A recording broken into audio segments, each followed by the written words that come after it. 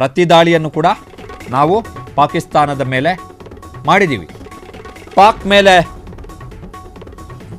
ಭಾರತ ದಾಳಿಯನ್ನು ಕೈಗೊಂಡ ಬೆನ್ನಲ್ಲೇ ಇಸ್ರೇಲ್ ತನ್ನ ಸ್ಟೇಟ್ಮೆಂಟನ್ನು ಇಶ್ಯೂ ಮಾಡಿದೆ.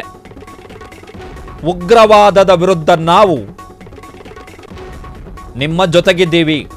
ಉಗ್ರ ತಾಣಗಳನ್ನು ನಾಶ ಮಾಡಿದಂತಹ ಭಾರತದ ಕ್ರಮ ಏನಿದೆ ಅದು ಸರಿ ಇದೆ ಅಂಥೇಳಿ ಭಾರತದಲ್ಲಿರುವಂತಹ ಇಸ್ರೇಲ್ನ ರಾಯಭಾರ ಕಚೇರಿ ತನ್ನ ಹೇಳಿಕೆಯನ್ನು ಬಿಡುಗಡೆ ಮಾಡಿದೆ. ಭಾರತದ ದಾಳಿಯನ್ನು ಪಾಕಿಸ್ತಾನದ ಮೇಲೆ ನಾವು ನಡೆಸಿರ್ತಕ್ಕಂತಹ ಸರ್ಜಿಕಲ್ ದಾಳಿ ಮತ್ತು ಅದಕ್ಕೆ ಅದಾದ ಬಳಿಕದ ರಿಟಾಲಿಯೇಷನ್ಸ್ಗಳು ಏನಿತ್ತು ಅದು ಎಲ್ಲವನ್ನ ಕೂಡ ಇಸ್ರೇಲ್ ಬಹಿರಂಗವಾಗಿ ಬೆಂಬಲಿಸಿದೆ. ಇಸ್ರೇಲ್ ಕೂಡ ಹಮಾಸ್ ಉಗ್ರಗಾಮಿ ಸಂಘಟನೆಯ ದಾಳಿಗೆ ಒಳಗಾಗಿದ್ದಂತಹ ದೇಶ. ಬಟ್ ಕಳೆದ ವರ್ಷದ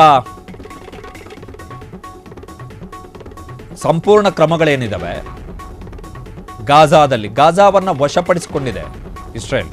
ಅಷ್ಟರ ಮಟ್ಟಿಗೆ ಅಲ್ಲಿ ಹಮಾಸ್ ಉಗ್ರರ ನೆಲೆಯನ್ನು ಇಸ್ರೇಲ್ ಉಡಿಸ್ ಮಾಡಿರುವಂಥದ್ದು. ಸೊ ಇಸ್ರೇಲ್ನ ರಾಯಭಾರ ಕಚೇರಿ ಭಾರತದ ಕ್ರಮವನ್ನು ಬೆಂಬಲಿಸಿ ಸ್ಟೇಟ್ಮೆಂಟನ್ನು ಕೊಟ್ಟಿರುವಂಥದ್ದು.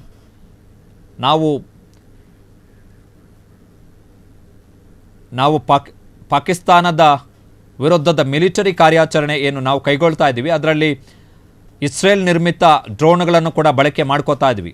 ಈಗ ಮೊನ್ನೆ ನಡೆದಂತಹ ಸರ್ಜಿಕಲ್ ದಾಳಿ ಏನಿತ್ತು ಆ ಸರ್ಜಿಕಲ್ ದಾಳಿಯ ಸಂದರ್ಭದಲ್ಲಿ ನಮ್ಮ ಬೆಂಗಳೂರಿನಲ್ಲೇ ಇರ್ತಕ್ಕಂತಹ ಭಾರತದ ಆಲ್ಫಾ ಡಿಸೈನ್ ಮತ್ತು ಇಸ್ರೇಲ್ನ ಎಲ್ಬಿಟ್ ಸಿಸ್ಟಮ್ಸ್ ಏನಿದೆ, ಎರಡು ರಕ್ಷಣಾ ಶಸ್ತ್ರಾಸ್ತ್ರ ಉತ್ಪಾದನಾ ಸಂಸ್ಥೆಗಳೇನಿದ್ದಾವೆ ಆ ಎರಡೂ ಸಂಸ್ಥೆಗಳು ಜಂಟಿಯಾಗಿ ನಿರ್ಮಾಣ ಮಾಡಿದ್ದಂತಹ ಡ್ರೋನನ್ನು ನಾವು ಬಳಕೆ ಮಾಡ್ಕೊಂಡಿದ್ವಿ. ಸ್ಕೈ ಸ್ಟ್ರೈಕರ್ ಎನ್ನುವಂಥ ಡ್ರೋನ್ಗಳನ್ನು ಬಳಕೆ ಮಾಡಿಕೊಂಡು ನಾವು ಸರ್ಜಿಕಲ್ ದಾಳಿಯನ್ನು ನಡೆಸಿದ್ದು ಪಾಕಿಸ್ತಾನ ಮತ್ತು ಪಾಕಿಸ್ತಾನ ಆಕ್ರಮಿತ ಕಾಶ್ಮೀರದ ಮೇಲೆ. ಅತ್ಯಂತ ಎಫೆಕ್ಟಿವ್ ದಾಳಿ ಅದು, ಅತ್ಯಂತ ಎಫೆಕ್ಟಿವ್ ದಾಳಿ.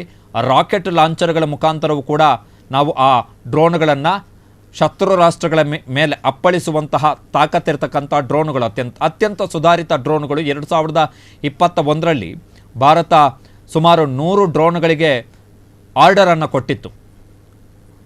ಆಲ್ಫಾ ಡಿಸೈನ್ ಮತ್ತು ಇಸ್ರೇಲ್ನ ಎಲ್ಬಿಟ್ ಸಿಸ್ಟಮ್ಸ್ ಲಿಮಿಟೆಡ್ ಏನಿದೆ ಆ ಕಂಪನಿಗಳ ಜಂಟಿ ನಿರ್ಮಾಣದ